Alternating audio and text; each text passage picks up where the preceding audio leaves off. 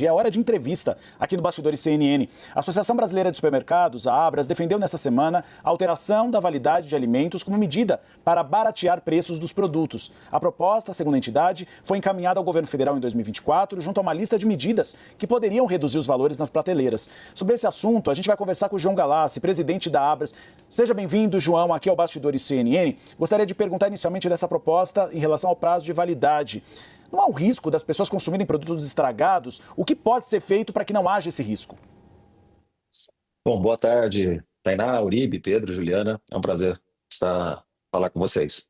Bom, primeiro, quando nós fomos convocados pelo presidente Lula no final do ano passado, nós levamos nós não fomos com um monotema, nós levamos vários temas para tratar de vários assuntos. Entre eles, a questão dos preços, a questão da empregabilidade no país, a questão do desperdício de alimentos.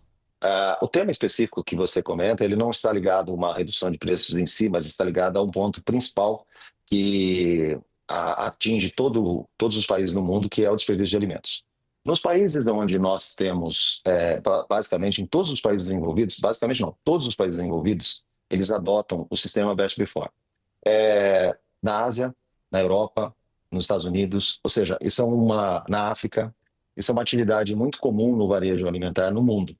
E aqui no Brasil, ele já entrou em debate em tempos atrás, do governo Bolsonaro. Infelizmente, tivemos ali uma comunicação, talvez não tão assertiva, do ministro Paulo Guedes na época, e acabou virando aí uma arma de discussão, um grande debate por parte da esquerda. Agora, novamente, nós temos, ao contrário, o governo comentando sobre a nossa proposta, e temos agora, do outro lado, esse debate ideológico também por parte da direita. Agora que todos os lados já puderam, de alguma forma, se expressar, agora nós talvez tenhamos aí uma chance, de fato, de discutirmos esse problema com seriedade. O primeiro ponto é que você não altera a data de validade dos produtos. Você acrescenta mais uma informação ao consumidor. Porque nem todos os produtos vencem por uma questão de segurança alimentar. A grande maioria dos produtos, eles atingem ali o seu prazo expira a data de validade com base em outras questões que a própria indústria, por isso que a própria indústria coloca essa data, que estão relacionadas à qualidade. Então, por exemplo, o aroma, a crocância, o sabor, e não em relação à segurança alimentar. Quando nós tratamos, por exemplo, então, aí o que acaba acontecendo nos países que adotam esse sistema? Ele acrescenta uma informação a mais para esse consumidor, para que ele possa definir o seguinte: quando meia-noite o produto venceu, meia-noite 1, esse produto está ainda bom para consumo ou não? Nos países que adotam o Best Before, ou melhor consumir antes, ele está dizendo o seguinte: esse produto é melhor consumir antes. Não necessariamente você terá qualquer tipo de problema após essa data. Mas ele pode perder a crocância, o sabor, a qualidade em si. Mas não trará nenhum risco à saúde. Por outro lado, você tem grupos de produtos, principalmente os perecíveis, e esses não podem adotar o Best Before. Esses adotam uma outra prática, que é a prática que nós adotamos aqui, que é o término da data de validade naquele exato momento que foi definido na própria embalagem. Então, esses produtos geralmente são carnes, todos os iogurtes, todos os tipos de perecíveis. Esses você não pode adotar esse sistema Best Before. Mas eu vou deixar agora ampliar aqui as perguntas, e aí eu vou explicando melhor, porque é um tema longo, eu não Sim. quero aqui Presidente, todo o tempo da e a gente tem bastante gente querendo perguntar. Até para entender, porque o senhor falou, olha, um lado já falou, o outro também, teve essa repercussão que a gente viu, sobretudo, mais uma vez, né, um debate que vai às redes sociais e contrapõe direita e esquerda. Mas é importante a gente esclarecer os fatos. O ministro Rui Costa ali claramente cometeu um erro. Ele se adiantou sobre uma negociação em curso também com vocês, a partir dessas medidas apresentadas no fim do ano passado ao presidente da República. Recuou no discurso. Mas o importante aqui, presidente, é a gente esclarecer para a nossa audiência, também para os consumidores, portanto, o que é que foi apresentado e como que a associação pode ajudar o governo a pensar essas medidas que vão chegar a esse intuito final do próprio presidente Lula de baratear o preço do alimento, né? O que está na matriz dessas ideias apresentadas ao governo no ano passado? Bom, primeiro, como eu comentei, ou seja, não foi um monotema que nós levamos, né? Ou seja, nós discutimos projetos que estão relacionados ao impacto nos preços, nós discutimos projetos de empregabilidade e projetos relacionados ao desperdício de alimentos, que é o caso do Best Before. Com relação ao impacto nos preços, nós temos aí... Porque o que nós colocamos para o presidente Lula? Olha, presidente, nós não temos nem a capacidade, nem o poder de discutir a produção, a safra, o dólar, o câmbio, os preços da Bolsa de Chicago, mas nós temos condição de discutir os custos, a microeconomia que atinge o setor e que nós podemos juntos construir uma série de atividades que podem contribuir com a redução dos custos do setor e automaticamente reduzindo os custos, isso chegará à ponta para o consumidor final. Por que chegará? Antes de entrar exatamente nas propostas. Porque nós temos hoje um setor altamente desconcentrado. Praticamente, eu acho que hoje nós somos a maior joia rara do mundo. Ou seja, para nós atingirmos 60% do faturamento do nosso 1 trilhão, são necessárias 1.250 empresas. Nos outros países, basicamente, 3 empresas já atingem 60% do faturamento. Nós precisamos de 1.250 empresas. Nós temos, dentro desse 1 trilhão de faturamento ao ano, nós temos 250 bilhões, 25% do faturamento, que está dentro das empresas do Simples. São mais de 300 mil empresas. Ao todo, nós temos um setor com 414 mil lojas no país. Então, isso garante uma alta competitividade e garante que o repasse de todas as reduções de custos cheguem à ponta diretamente ao consumidor. Esse é o grande benefício desse setor hoje perante os nossos consumidores. Então, diante disso, qualquer redução de custo que houver nas linhas de custos do setor ou qualquer oportunidade de aumento de faturamento de determinadas linhas de produtos, nós podemos repassar esses benefícios aos consumidores. Então, pegamos, por exemplo, as taxas do cartão Voucher Alimentação e Refeição. Ou seja, hoje, para nós aceitarmos o cartão Vale Alimentação, Refeição, ou seja, Voucher Alimentação, Voucher Refeição, nós temos uma taxa que é extremamente alta, completamente fora de propósito, sem qualquer sentido. São inúmeras taxas para podermos receber um produto que, na verdade, é um programa social,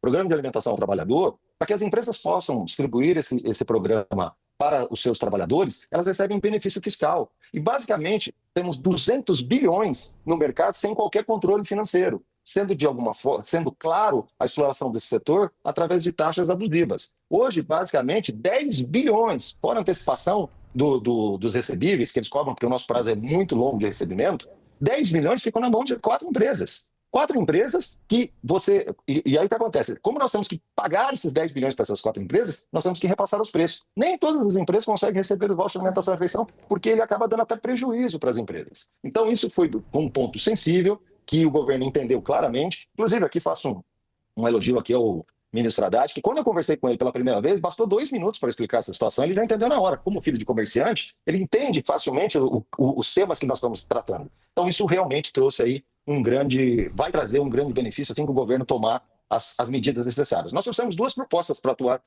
nesse modelo. Primeiro, uma série de regulamentações e segundo, um modelo onde a Caixa entra como competidora através de um programa que nós chamamos de pátria social, e aí com a Caixa entrando para competir nesse mercado, nós vamos reduzir as taxas e essas taxas, esse ganho de redução das taxas serão repassados aos consumidores. Outra frente, e aí não sei, Tainá, continua ou não, ou... Espero uma próxima pergunta. Eu só vou colocar a Juliana Lopes para fazer uma pergunta e agradecer a Juliana Lopes por ter marcado essa entrevista. Presidente, muito obrigada pela Juliana. participação do senhor. Queria entender, puxando inclusive o gancho da entrevista que a gente acabou de exibir do ministro Rui Costa, falando que tem interesse de conversar novamente com vocês, né, com o setor do supermercado. Diante dessa questão que o senhor coloca, das propostas serem interditadas pela política, pela disseminação de notícias falsas, no que dá para avançar daqui para frente em relação a tentar baixar o preço dos alimentos? Não, todas as nossas propostas são viáveis e são de fácil implementação. Independente do debate que nós estamos enfrentando para uma questão específica do Best Before, mas é uma questão só de aculturamento e entendimento da população brasileira, que eu tenho certeza que isso não terá nenhuma dificuldade com o tempo. Principalmente porque esse programa nós precisaríamos até passar pelo Congresso e isso seria um debate um pouco mais amplo e com certeza avançaríamos nisso. Agora, com relação, por exemplo, outra ação que nós estamos propondo ao governo é exatamente a volta da possibilidade do setor vender remédios sem receita. Quando nós tivemos essa oportunidade, nos anos 90, nós conseguimos uma redução de 35%, segundo a Folha de São Paulo, com dados da Nielsen. E esse número é expressivo e, de fato, nós podemos ir além, porque nós estamos propondo, mesmo para a venda de medicamentos sem receita, nós estamos propondo a contratação de farmacêuticos para atuarem dentro do setor como responsável técnico. No mesmo formato, por exemplo, que uma farmácia o faz quando vende seus produtos pela internet e com entrega a domicílio. Então, ou seja, nós avançaríamos também com outra frente que reduziria um outro produto extremamente importante dentro da cadeia de abastecimento da população brasileira. Pedro, é contigo agora. Presidente, eu queria que o senhor fizesse aqui com a gente uma reflexão sobre até onde o governo pode efetivamente atuar para conseguir reduzir o preço dos alimentos? Porque o ministro primeiro usou a palavra intervenção, depois veio falar em medidas, citou o fiscal do Sarney, rede estatal, disse que não vai ter congelamento, desmentiu uma série de fake news que circularam, mas me parece que a ação, segundo os especialistas, a ação do governo é meio limitada nesse campo, não? Olha, como eu comentei, você tem a agenda macro, que o ministro Haddad vem trabalhando, e você tem a agenda micro da economia, que juntas elas terão um efeito permanente, porque nós estamos falando de uma produtividade, um aumento de produtividade dentro do setor. E quando você aumenta a produtividade, esse ganho real permanece de forma plena, não em função de um aumento do dólar ou uma queda do dólar, ou seja, ele tem um efeito junto à população muito efetivo. Agora, nós não apresentamos somente essas propostas, nós apresentamos também propostas como, por exemplo, a flexibilização da mão de obra para as pessoas acima de 60 anos, porque nós entendemos que muitas dessas pessoas gostariam, tanto para as pessoas acima de 60 anos, como para o jovem estudante, muitas dessas pessoas gostariam de ter um modelo de trabalho horista e não mensalista. E isso facilitaria para aquelas pessoas que têm o desejo, por exemplo, de trabalhar, por exemplo, somente aos domingos, ou um determinado dia da semana, ele possa ter essa possibilidade. Outra agenda que nós apresentamos, hoje nós sabemos que o deficiente, quando ele não está trabalhando, ele recebe um salário. Quando ele está empregado, quando ele passa a ter um emprego de carteira registrada, ainda foi no governo Bolsonaro isso, ele passa a ganhar meio salário. Mas se ele, porventura, desiste do emprego, ele tem toda uma dificuldade novamente para voltar a ganhar esse um salário. Isso dificulta as mães no processo de decisão se deve ou não deixar os seus filhos irem ao trabalho, né? Então, o que nós estamos propondo? Que se mantenha esse salário do deficiente, independente dele estar empregado ou não. Porque se ele estiver empregado, nós também temos o fato do imposto com relação à carteira assinada, que você amplia para o próprio governo. Então, ou seja, todas as nossas propostas, ela tem um cunho social, ela tem um viés que vai de encontro com a sociedade brasileira. Todas elas, de alguma forma, vão trazer algum benefício para a sociedade brasileira, seja na redução do desperdício, seja no aumento dos empregos, seja na redução dos preços. Nós conversamos com o João Galassi. Eu não vejo por que nós não implementarmos, entendeu? Eu acho que o governo terá uma boa vontade nesse sentido. E já tem demonstrado isso. Compreendido. Nós conversamos com o João Galassi, presidente da Abras. Presidente, muito obrigado pela presença aqui no Bastidores CNN. Espaço sempre aberto. Mas já acabou? Já acabou. Mas a gente volta a conversar, porque tem aí, né, novos debates junto ao governo, então espaço aberto. Obrigada, presidente. Até uma próxima. Será um prazer. Obrigado a vocês. Até mais. Fiquem com Deus.